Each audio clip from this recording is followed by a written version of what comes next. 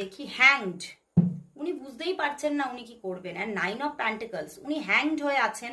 উনি এটাই বলছেন, আমি নিজে বুঝে উঠতে পারছি না আমার কি করা উচিত। উনি কিছুতেই উনি কোনো সিদ্ধান্তে আসতে পারছেন না। মানে উনি কোথাও পুরোপুরিভাবে তোমাকে নিজের মনের কথা জানিয়ে দেবেন, উনি পুরোপুরি খোলামেলাভাবে তোমার সঙ্গে মিশতে আরম্ভ করবেন, নাকি উনি নিজেকে সরিয়ে রাখবেন, উনি নিজে বুঝতে পারছেন না। এবং কিন্তু কোথাও 9 অফ পেন্টিকলস, উনি অপেক্ষাতে তো আছেন।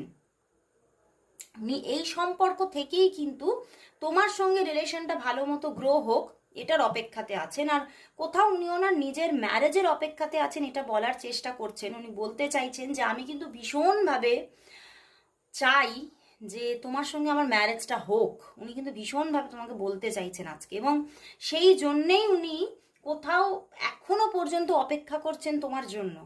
এবং উনি বলতে চাইছেন আমি আগামী আরও 3 থেকে 9 মাস পর্যন্ত তোমার জন্য অপেক্ষা করে থাকবো, যদি জায়গাটা তৈরি হয়। উনি কিন্তু ভীষণভাবে চাইছেন, এই জন্যই উনি মানে খুব খারাপ সিচুয়েশন তোমাদের সম্পর্কের মধ্যে, খুব টলমলো পজিশন হতে পারে যে মাঝে মাঝে তুমিও নিজেই কল মেসেজ করা অফ করে দিচ্ছ। সেইভাবে যে তুমি যোগাযোগে থাকছো তা নয়, উনিও তাই করছেন।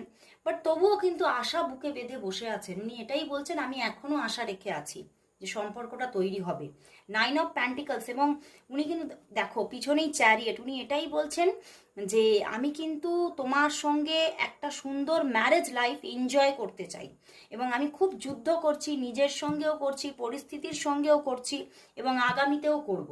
উনি কোথাও বলছেন আমি সমাজের সঙ্গে কিন্তু সমস্ত যুদ্ধ করতে রাজি, শুধু তোমার জন্য। যদি তোমায় পেতে পারি আমি সমাজের সমস্ত বেড়াজালকে ভেঙে এগিয়ে যেতে পারি। কিন্তু ওই টক্সিক থার্ড পার্টির জন্য উনি কিন্তু আটকে আছেন।